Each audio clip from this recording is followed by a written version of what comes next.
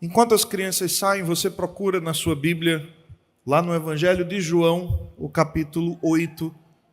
Nós vamos meditar naquele texto.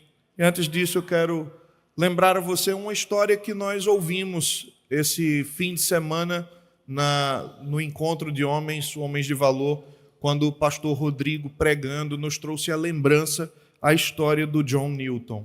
John Newton era um senhor de escravos, um traficante, na verdade, senhor de navio negreiros. Então ele atravessava os oceanos, aprisionando pessoas de um continente e levando para outro como se fosse uma mercadoria. Ele não era um pecador comum, era alguém cuja vida se tornou um símbolo de indignidade.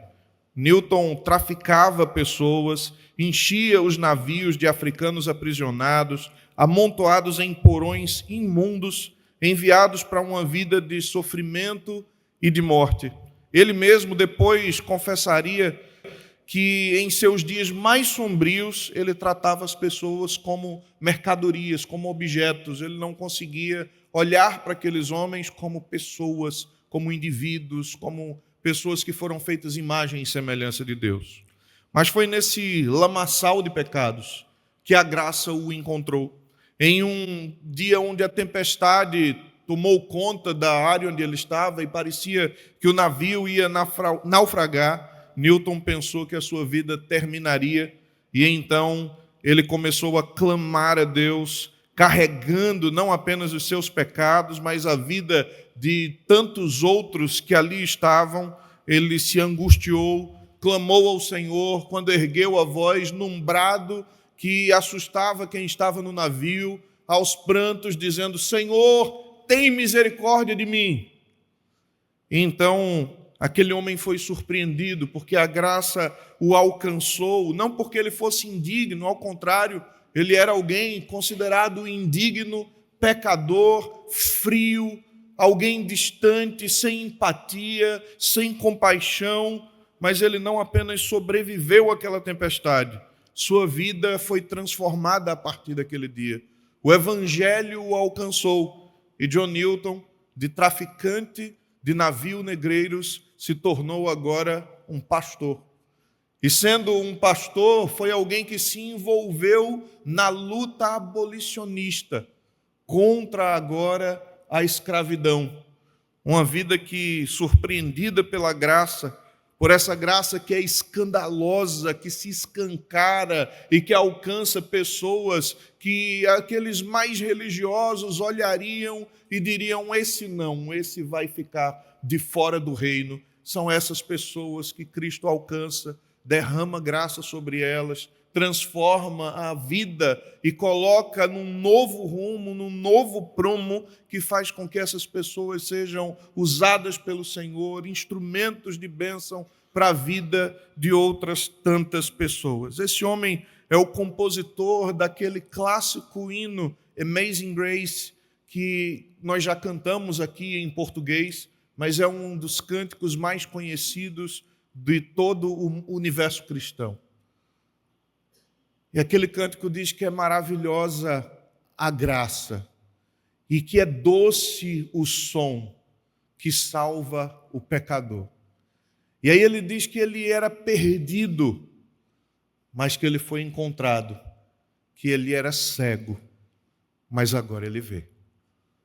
E assim como foi na vida de John Newton, nós encontramos tantas pessoas que foram alcançadas por essa graça bendita, uma graça maravilhosa que é capaz de transformar pessoas indignas em instrumentos de bênção. Mas se tem uma pessoa na história bíblica que poderia ser considerada indigna, era a mulher do capítulo 8 de João. Uma mulher que foi apanhada em flagrante adultério, e depois de apanhada em adultério, foi levada à presença de Jesus, num cenário montado para que nesse julgamento fosse condenada pelo seu pecado de traição e recebesse a sentença merecida, que era a morte. Nós vamos então ler esse texto, João capítulo 8, versos 1 a 11. Jesus, entretanto, foi para o Monte das Oliveiras. De madrugada voltou novamente para o templo e todo o povo ia ter com ele. E assentado, os ensinava.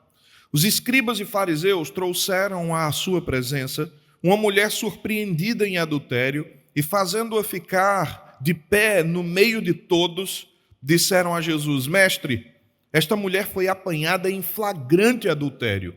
E na lei nos mandou Moisés que tais mulheres sejam apedrejadas. Tu, pois, que dizes? Isto diziam eles, tentando para terem de que o acusar. Mas Jesus, inclinando-se, escrevia na terra com o dedo. E como insistissem na pergunta, Jesus se levantou e lhes disse: Aquele que dentre vós estiver sem pecado, seja o primeiro que lhe atire pedra. E tornando a inclinar-se, continuou a escrever no chão, mas ouvindo eles esta resposta, e acusados pela própria consciência, foram se retirando um por um, a começar pelos mais velhos até aos últimos, ficando só Jesus e a mulher no meio onde estava. Erguendo-se Jesus, e não vendo a ninguém mais além da mulher, perguntou-lhe: Mulher, onde estão aqueles teus acusadores? Ninguém te condenou? E respondeu ela: Ninguém, Senhor. Então lhe disse Jesus: Nem eu tampouco te condeno. Vai e não peques mais. Vamos orar. Pai, nós louvamos o teu nome. Quando nos deparamos com a tua palavra e com textos como estes, que mostra que o Senhor é perdoador, não importa a condição do homem, não importa o estado degenerado, degradado em que o homem se encontre, a tua graça é capaz de arrancar das trevas e transportar para o teu reino de luz. O Senhor nos mostra pela tua palavra que o Senhor faz isso com pecadores. E nós queremos te pedir que o Senhor nos permita nessa manhã, lendo, refletindo, meditando na tua palavra, quem sabe trazer à memória a nossa própria condição e, espelhados pela tua palavra, reconhecer quem somos, para que tão somente a tua graça apareça sobre nós, seja manifestada como o instrumento do Senhor, como a ação do Senhor, que é capaz de transformar vidas. Por isso, fala conosco, Senhor, pela tua bendita palavra, em nome de Jesus. Amém. Irmãos, eu preguei nesse texto aqui na igreja há pouco tempo atrás. E naquela ocasião eu fiz um link entre o que está no verso 12 do capítulo 8. De novo, lhes falava Jesus dizendo: Eu sou a luz do mundo, quem me segue não andará nas trevas, pelo contrário, terá a luz da vida. E aquilo que acontece nos versos finais do capítulo 7, quando aquelas pessoas que estão tentando apanhar Jesus em alguma falta, ficam chateados, indignados, porque os guardas voltam para lá, mas não conseguem prender Jesus e são inquiridos pelas autoridades que dizem: por que vocês não o trouxeram? E os guardas respondem: jamais alguém falou como este homem. E de fato, irmãos, se nós refletimos nas palavras de Jesus e sentimos todo o peso, o impacto, a profundidade, o poder dessa palavra operando em nós, você imagina o que é estar frente a frente com Jesus e ouvir da sua própria boca a expressão da verdade de Deus, que era emitida de forma sonora, audível, clara, para qualquer um que quisesse ouvir. Jesus não maquiava a verdade, Jesus não estava interessado em elaborações, Jesus era a própria palavra de Deus encarnada e ali de boca aberta falando às pessoas. Esses guardas se impressionam, voltam, e quando voltam dizem: olha, ninguém jamais falou como esse homem. Mas os fariseus, eles permaneciam incrédulos, endurecidos. Embora muitos tivessem até reconhecido que Jesus era o Messias, João vai dizer que eles amaram mais a glória dos homens do que a glória de Deus. Então o contraste começa a mostrar que aquelas pessoas estavam à noite e que nessa noite eles permaneciam no escuro e nas trevas quando Jesus é apresentado no capítulo 8 como a luz da vida. E eu tratei naquela ocasião dessa situação da mulher adúltera como um ensino de Jesus que traz luz, que traz clareza. Mas hoje eu queria colocar essas arestas ao lado e nos concentrarmos apenas no centro desse texto, dessa experiência dessa mulher frente a frente com o Filho de Deus. E quando nós olhamos para isso é que nós percebemos o título da mensagem de hoje, que é Graça aos Indignos, colocada de uma forma muito clara, muito límpida, capaz de nos fazer refletir sobre quem somos, refletir sobre a graça de Deus e, quem sabe, até deixar de considerar que aquele outro, aquela pessoa que você conhece, que você olha e que você repudia por pecador, perdido, desfigurado, que é impossível ser alcançado, quem sabe, meditando nesse texto, nós possamos compreender que a graça de Deus não se limita aos nossos preconceitos religiosos, mas que ela se expande para muito além daquilo que são as nossas fronteiras e é capaz de alcançar pessoas nas mais diversas condições. Aqui, essa mulher, ela é exposta agora diante de um momento em que Jesus estava ensinando. Jesus levanta ainda cedo, ele volta novamente para o templo, todo o povo está ali com ele, e ele sentado, como era comum aos mestres, ensinava aqueles que estavam ao redor.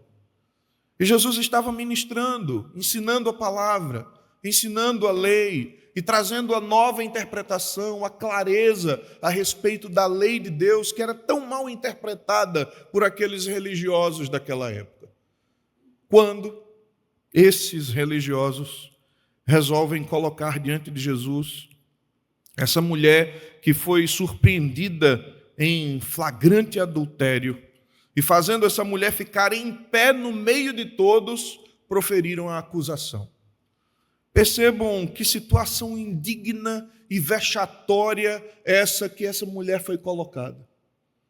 Imagine você numa situação em que os seus pecados são expostos diante de todos, num tribunal montado de forma improvisada no templo, diante de alguém que era conhecido como um rabino diferente dos outros, capaz de se aproximar de pessoas e promover curas que eles não tinham visto nenhum rabino fazer. E essa mulher colocada ali indica que cada pecador, como nós, somos tão carregados de pecados e nos esforçamos tanto para manter isso de forma sigilosa, guardada, protegida, para que os nossos pecados não extravasem e não cheguem ao conhecimento de outros. Mas essa mulher, ela foi surpreendida em flagrante adultério. É isso que diz o texto. Ela não esperava, ela estava cometendo o seu pecado, fazendo o seu ato pecaminoso, quando de repente entram mestres da lei, tomam ela repentinamente e levam ela para o templo e colocam diante de Jesus. Provavelmente mal vestida, ainda tentando se proteger, esconder ainda o seu corpo com aqueles panos que não tiveram tempo de ser bem arrumados, talvez manchada por quedas no meio do caminho de homens que a empurravam e a tratavam como alguém que de fato era indigna, como uma meretriz, como alguém que não merecia nenhuma atenção ou cuidado. Afinal de contas, ela cometeu um crime contra a lei e a lei dizia que deveria morrer por apedrejamento. E essa mulher indigna, colocada numa situação vexatória, com seus pecados expostos em meio a todo o público que estava ali no templo, faz com que nós também nos envergonhemos Hoje nós ficamos imaginando se fôssemos nós naquela situação, com pecados expostos diante de todos. Pode ser que o meu pecado e que o seu pecado jamais seja exposto de forma pública. Na verdade, é o que acontece na maioria das vezes. O que eu faço em segredo, fica em segredo. E o que você faz em segredo, fica em segredo. Mas existe um de quem nós não podemos nos esconder. E aquela mulher estava diante de Jesus. E diante de Jesus, irmãos, nós não podemos esconder quem somos e o que fazemos. O salmista, ele diz que se ele subir ao céu, o Senhor ali está. Se ele descer ao mais profundo abismo, ali está também o Senhor. Se ele tomar as asas da alva e se deter nos confins dos mares, até ali a destra do Senhor o sustentaria. E aí ele pergunta: para onde me irei do teu espírito? Para onde fugirei da tua face? Todos os pecados que cometemos podem ser omitidos, escondidos do grande público. Mas nós estamos desnudos diante daquele que tudo vê. Daquele que tem olhos como chamas de fogo e que consegue enxergar no mais profundo abismo, nas mais densas trevas. Ele nos vê. Ele vê quem somos. Ele sabe quem você é. Ele conhece o meu coração. Ele sabe da minha indignidade. E se eu não for exposto ao público como é comum, nós estamos expostos diante daquele que vê todas as coisas. Mas sabe o que é pior? Quando você é exposto diante de um público de pecadores, você é mais um entre tantos. Mas quando nós somos expostos, desnudos diante de Deus, nós somos expostos diante daquele que não cometeu pecado algum e que de fato pode nos confrontar. Mas essa situação não era uma situação simplesmente por zelo pela lei. Essa situação de exposição vergonhosa, humilhante, era uma manipulação de líderes religiosos sem escrúpulo algum, sem nenhuma compaixão, sem nenhuma empatia, que tentam, na verdade, desmontar a rede de apoio de Jesus. Afinal, esse homem estava arrastando pessoas, conquistando adeptos, e até alguns dos fariseus já começavam a pensar que ele poderia ser o Messias, como é o caso de Nicodemos. Então era necessário fazer alguma artimanha, fazer alguma coisa para pegar esse homem numa falha, para deixar evidente diante de todos que ele não era quem as pessoas pensavam que ele era. E então colocam essa mulher apanhada em adultério, no intuito de pegar Jesus numa falta. É isso que diz o texto no verso 6. Isto diziam eles, tentando-o, para terem de que o acusar. Tudo que eles queriam era acusar Jesus. Se Jesus concordasse com o apedrejamento, ele estava fazendo algo que era contrário ao seu próprio discurso. Ele estava sendo alguém que concordaria com a severidade dos fariseus, que não estenderia perdão tão facilmente a qualquer um, e certamente não era aquela pessoa que pensavam que era. Mas se Jesus simplesmente abdicasse do julgamento, que era o mais provável que acontecesse, pelo perfil que ele estava sendo conhecido, pela maneira como ele normalmente ministrava, o mais provável era que Jesus abdicasse do julgamento e liberasse aquela mulher, liberando o perdão. E ele poderia, então, desculpa, irmãos, ser acusado de não cumprir a lei. Jesus, então, transforma aquela manipulação, sendo ele o alvo real. Afinal, o alvo não era a mulher era apenas um instrumento que eles estavam usando sem escrúpulos, sem compaixão, sem se preocupar com ela, mas apenas um instrumento para tentar pegar Jesus. Jesus então manifesta sua graça de uma forma que nivela a todos e que constrange igualmente a todos. Ele está ali escrevendo na terra enquanto os homens estão fazendo acusação.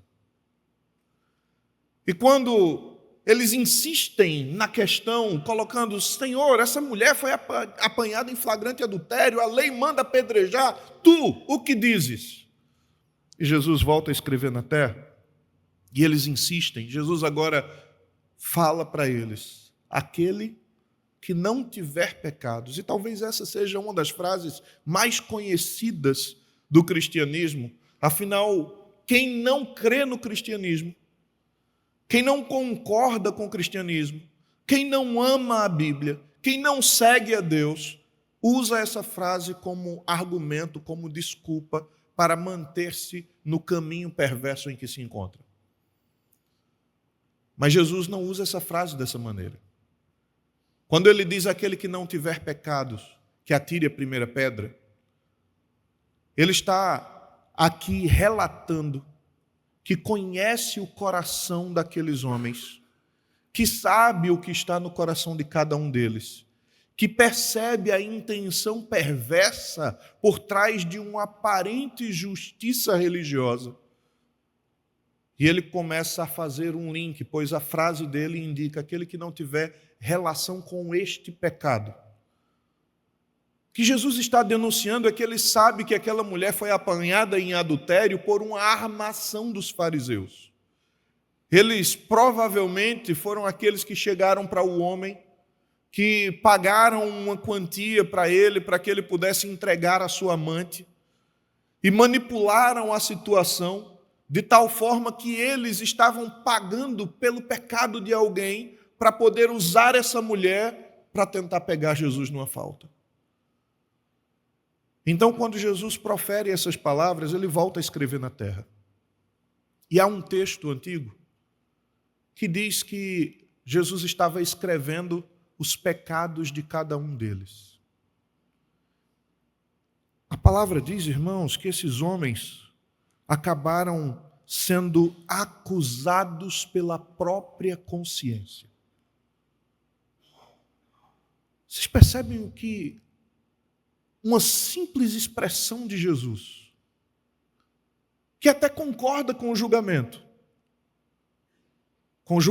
feito por pessoas que estavam de mãos limpas e que não tinham cometido aqueles pecados, que não estavam envolvidos naquela trama. Ele dissesse: se você não tem envolvimento com essa trama, se você é alguém reto e justo, que está fazendo isso para cumprimento da lei, então atire a primeira pedra. Mas se vocês têm envolvimento nisso, se há pecados em vocês, e ele começa a relatá-los no chão, então vocês não podem ser os juízes daquilo que vocês mesmos provocaram. Eles foram acusados pela própria consciência. Jesus começa a nivelar a todos. Se a mulher era adúltera, era. A mulher foi apanhada num crime terrível, num pecado que macula a honra, sem dúvida. Mas todos eles estavam envolvidos com o mesmo pecado. Todos eles eram igualmente culpados. Se aquela mulher era merecedora de apedrejamento, eles também eram igualmente merecedores de morte. E acusados pela própria consciência. Cada um deles, largando as pedras, saiu de fininho. Foram se esvaindo. O público foi reduzindo. E depois que esse público se reduz, nós vemos aqui que, diante do Cristo, da acusação que fazemos contra outras pessoas, nós acabamos nos tornando denunciadores de nós mesmos. Sabe aquela historinha que o pessoal diz que quando você está apontando um dedo para alguém, tem 3 apontados para você? Não é bem assim, não. Mas, normalmente, quando nós fazemos acusação contra o outro, nós revelamos algo em nós que se inquieta e se incomoda. É claro que nós não devemos aceitar o pecado e a injustiça de qualquer maneira. Mas lembre-se, aquele que era puro, que não cometeu pecado algum, não tinha prazer na morte do ímpio. Nós lemos aqui o texto de Ezequiel, quando o verso 11 diz que o Senhor não tem prazer na condenação, na morte, no fim do perverso, mas que o Senhor quer que eles se convertam. E eu não estou entrando aqui naqueles debates de arminianismo, de calvinismo, porque isso aí é uma outra discussão de como esse processo acontece. Mas uma coisa é certa, Deus não tem prazer no pecado, nem na condenação do pecador. Deus é gracioso. Mas Deus, antes disso, Ele nos conscientiza de quem somos. A expressão de Jesus aqui é equivalente àquela ação do Espírito de convencer o mundo do pecado, da justiça e do juízo. E se Ele coloca todos no mesmo nível, todos igualmente maculados pelo pecado, todos igualmente merecedores da condenação, todos igualmente réus do juízo que eles próprios proferem, quando tentam acusar alguém, nós precisamos refletir a respeito de quem somos. Nós precisamos recobrar, antes de apontar para o outro e de condenar as práticas dos outros, nós devemos lembrar aquilo que nós fazemos diariamente. Irmãos, nesse encontro que nós estávamos, eu vi um homem confessando os seus pecados num testemunho que foi feito. E eu vi o pastor Robinson intervindo depois com uma palavra muito sábia e muito transparente, falando sobre pecados práticos que nós cometemos diariamente e que tentamos esconder e nos esquivar deles. E eu não quero entrar aqui em detalhes, em minúcias, para não ser escandaloso. Mas você sabe quem você é. E se você for sincero com você mesmo e sincero diante de Deus, e se você conhece as Escrituras e recobrar a palavra no seu coração, talvez a lista que você consiga elaborar na sua mente dos pecados que você comete seja uma lista muito extensa. Mas nós costumamos apontar para o outro, nós costumamos condenar o outro. É o outro que é pecador, é o outro que merece juízo, é o outro que merece o apedrejamento, é o outro que merece a morte, quando a Bíblia fala da minha relação com Deus. Quando eu leio a Bíblia ou quando eu ouço a palavra, aquilo é para mim, é entre eu e o Senhor, são os meus pecados que devem vir à minha mente e não o do outro. São as minhas indignidades que devem saltar à minha mente e ao meu coração. São os meus conflitos, os meus problemas, os meus dilemas, as minhas dores, as minhas lutas interiores, as minhas dificuldades, a teimosia em desobedecer, em permanecer fazendo sempre as mesmas coisas. Isso deve saltar ao meu coração, inquietar a minha alma e me fazer consciente de que estamos todos na mesma situação. Não somos melhores uns que os outros, porque somos todos encerrados debaixo do pecado, como Paulo ensina aos Romanos. E a menos que nos reconheçamos assim, a graça não atuará. Mas quando as acusações saem, como esses homens saíram do cenário, e quando resta apenas uma mulher pecadora diante do Filho de Deus, como diz o texto, todos saíram, erguendo-se Jesus, diz o verso 10, e não vendo a ninguém mais além da mulher. Agora estava só ela e ele, uma adúltera diante de um santo, a pecadora diante do Filho de Deus, a indigna diante do digno. E nesse contato pessoal dela com o Senhor, só os dois, sem mais ninguém para incomodar, é que as palavras vêm aos seus ouvidos, quando pergunta: cadê os teus acusadores? E ela percebe que todos foram embora, porque todos eram pecadores assim como ela. Isso não a torna mais digna. Isso não a torna menos pecadora,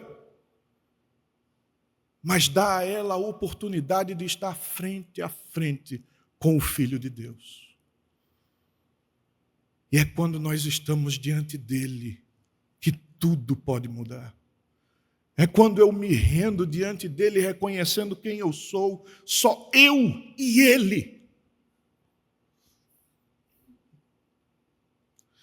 Que as nossas vidas são transformadas, irmãos. Aquela mulher escuta da boca de Jesus: nem eu te condeno. Uma mulher que há poucos instantes estava sendo condenada à morte por um tribunal que foi montado por uma encenação de pessoas insidiosas, de coração rancoroso, amargurado, prontos para pegar Jesus numa falha. Tudo se desfez. Estando frente a frente com o Senhor, ela escuta não uma voz de condenação, mas absolvição, libertação. E quando a sua palavra vem dizendo: não te condeno, nem eu te condeno, ele complementa dizendo: vá e não peques mais. É uma oportunidade de mudança, de transformação. Alguém que agora poderia abandonar a sua vida de pecados, abandonar os seus adultérios e ter uma vida diferente a partir daquele momento em que um encontro com Jesus se tornou possível. Não há pecador que ele não possa regenerar. Não há situação que ele não possa transformar. Não há quadro tão conflituoso e tão difícil que ele não possa intervir. Não há pessoa tão perversa que ele não possa quebrantar. Quando ele quer, ele faz. E é por isso que a graça escandaliza, porque ela alcança pessoas indignas, alcança quem a sociedade olha e despreza. Você já pensou em entrar num presídio e ver pessoas ali que foram condenadas pelos mais diversos crimes, e que quando têm a oportunidade de ouvir o Evangelho e entendem que pelo Evangelho eles podem ter uma nova vida, abandonam seus pecados e passam a servir a Cristo?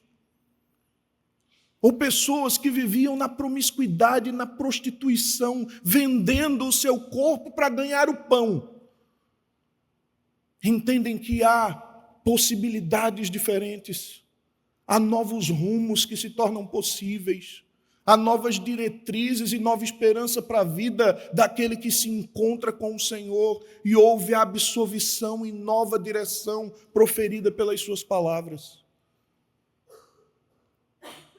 Mas sabe por que tantas vezes essa graça maravilhosa, escandalosa, que é capaz de fazer tantas coisas, não é derramada com tanta abundância sobre nós? Porque não nos reconhecemos indignos como somos. Se reconhecêssemos a nossa indignidade, se reconhecêssemos os nossos pecados, e frente a frente com o Senhor, fôssemos desnudos, sinceros, de coração rasgado, de peito aberto, certamente a sua voz chegaria a nós com o poder transformador de fazer todo o passado ficar para trás e uma nova vida se abrir diante dos nossos olhos.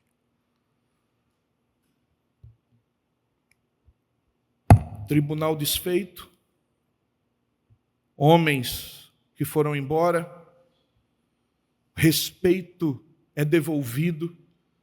Pois vejam como Jesus fala àquela mulher.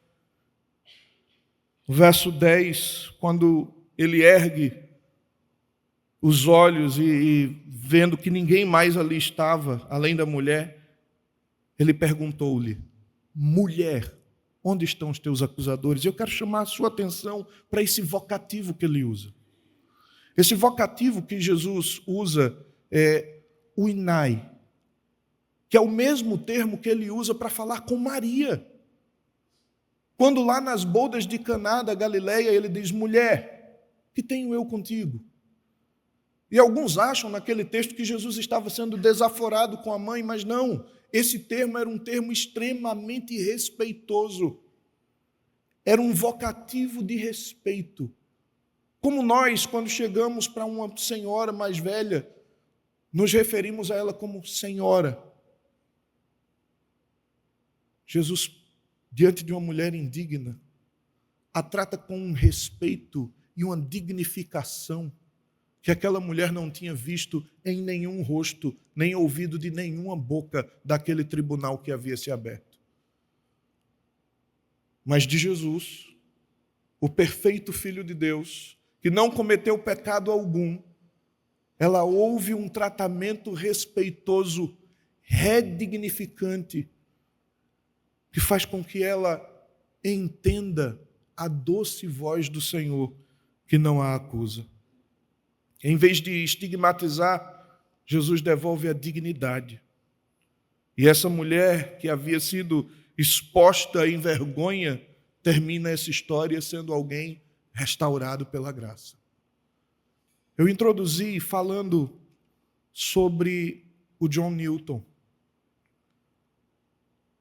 Eu mostrei a você que aquele homem perverso muda de forma tão intensa que a luta dele passa a ser aquilo que antes era o seu pecado. Antes ele traficava negros escravizados para a Europa e para a América.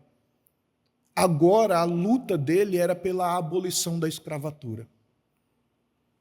A transformação foi intensa, foi imensa, foi de alguém que não tinha compaixão e empatia, por alguém que compra a luta, veste a camisa, se compadece, se identifica e passa a ir atrás e lutar. Essa mulher foi alcançada depois de ter cometido flagrante adultério, e a voz de Jesus disse: não peques mais, vá pelo seu caminho, siga a sua vida, agora faça diferente. E eu lembro de uma música antiga de alguma igreja, não lembro exatamente qual, que era utilizada para a montagem de uma daquelas peças evangelísticas que normalmente nós fazemos na missão de rua. E era justamente sobre essa história. E quando os acusadores saíam, começava um diálogo cantado, belíssimo, entre Jesus e aquela mulher. E aí, no final da música, ela dizia: Senhor, não posso compreender o que acabo de ouvir. Tu me conheces, tu sabes quem eu sou e me ofereces o teu perdão. Senhor, eu reconheço, Senhor, eu não mereço, mas tu me fizesses crer que ainda posso ser tudo o que eu sempre desejei. É isso que Cristo faz. Aquele que olha para trás e diz: como eu queria poder voltar no tempo e fazer tudo diferente. Sabe o que é que Jesus faz? Ele faz nascer de novo para uma nova vida. Vamos orar, queridos. Pai bendito, louvado seja o teu nome. Tu és o Senhor, poderoso Deus, que transforma vidas ímpias em salvos, santos, pela tua graça. Ó que bendita graça! Ó que infalível amor!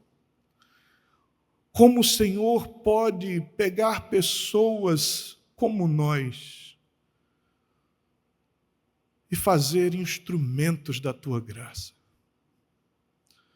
Como o Senhor é capaz de restaurar pecadores perdidos, vidas sem significado, e transformar de forma tão intensa que essas histórias marcam aqueles que escutam o testemunho. Pai bendito, nós somos gratos E te pedimos que, se há alguém aqui que ainda precisa desse toque mais intenso, capaz de perdoar pecados, fazer nascer de novo e dar nova direção, que o Senhor o faça para a glória do teu nome. Tu és o Senhor, e se o Senhor quer, o Senhor pode. Quanto a nós, que já conhecemos a tua graça, que já fomos tocados por esse grande amor, nós adoramos o Senhor e te agradecemos. E te pedimos que o Senhor nunca nos deixe esquecer daquilo que o Senhor fez em nós. Faça-nos cada dia mais gratos. E por causa da gratidão, cada dia mais servos e mais santos, para a glória do teu nome. Em nome de Jesus. Amém.